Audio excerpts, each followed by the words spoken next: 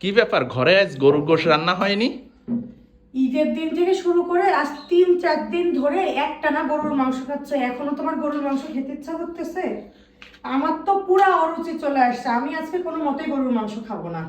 ঈদের অ্যাটলিস্ট 7টা দিন যদি গরু গোশ না থাকে তাহলে ঈদ ঈদ মনে হয়?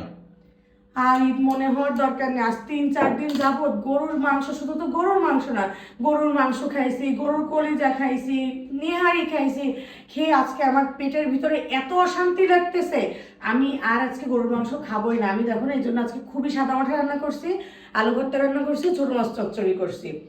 তাই বলে একটু গরুর গোশ থাকবে না? তুমি আজকে ভুড়ি রান্না করতে পারতে, ভুড়িটা খাওয়া হলো না তো। হ্যাঁ, কাজ এত সোজা মনে হয়? ভুড়ি খাওয়া কি এত সোজা?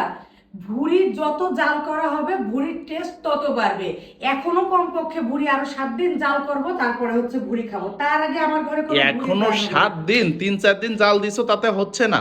না, ভুড়িতে যত জাল দেওয়া হয় ভুড়ির টেস্ট তত বাড়ে। এইসব তো তুমি বুঝবে না, শুধু খালি হুকুম দিতেই থাকো, এইটা করো ওইটা করো। তোমার তো মানে হুকুম এখন তাই বলে আলু ভর্তা খাইতে হবে? আমি তো জানতাম তোমার যদি 3 বেলাও তোমাকে গরুর মাংস খাওয়ায় আর মাসে 30 দিনও যদি গরুর মাংস খাওয়ানো হয়, গরুর মাংসের প্রতি তোমার কোনো অরুচি নাই। এই জন্য তোমার জন্য এই বক্সে অল্প একটু উঠাই রাখছিলাম, কালকের মাংস গরম দিছি।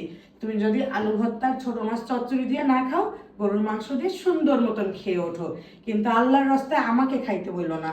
সকাল থেকে ভাবতেছি একটু গরু গোশ খাবো, তা না। হ্যাঁ, আর সকাল থেকে আমি যে কত কাজ করছি সেটার আন্দাজ আছে?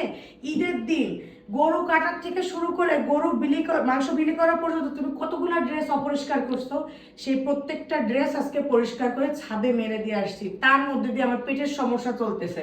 যে গরম, তার ড্রেস তো আসলে নোংরা হবেই, তাই না? এই জন্যই তো আর আমি কষ্ট করে পারিনি। আর সত্যি কথা বলতে রান্নার ইচ্ছা থাকলেও আজকে এনার্জির সাথে পারি নাই, এই জন্য সাদা মাটা আলু ভর্তা আর ছোট মাছ চচ্চড়ি করছি। শোনো, এক কাজ করো, কালকে সকালে একটু নিহারিটা করো, পরোটা দিয়ে একটু জম্পেশ খাওয়া হবে। মানে আগের দিন ওই যে অল্প করে নেহারি করছি, তাতে তোমার হয় না? ওই যে মাথায় আছে ফ্রিজে এখনো গরুর পা আছে, যতক্ষণ না পর্যন্ত শেষ হবে তোমার তো এই গান বন্ধ হবে না, এ আমার খুব ভালো করে জানা।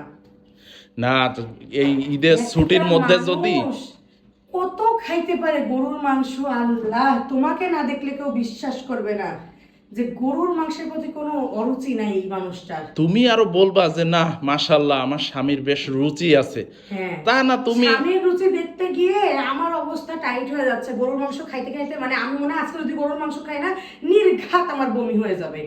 তবে না, কেন জানি আমার গরু গোশ না খাইলে ঈদ ঈদ মনে হয় না, ঠিক আছে? এই জন্যই তো বারবার আর বলি। ঈদ ঈদ মনে হওয়ার দরকার নেই। আজকে কোন রকম আলু ভর্তা ছোট মাছ চচ্চড়ি দিয়ে খেয়ে নাও, গরুর মাংস ফ্রিজে আছে, আবার রান্না করব, তখন খাইতে পারবা। আল্লাহ তোমাকে একটা মানুষ বানাইছে যার গরুর মাংসের প্রতি অনীহা কোনোদিন আসবে না। আর আমার গরুর মাংস রান্না করতে করতে আমার জীবনটাও কোনদিন শেষ হয়ে যাবে।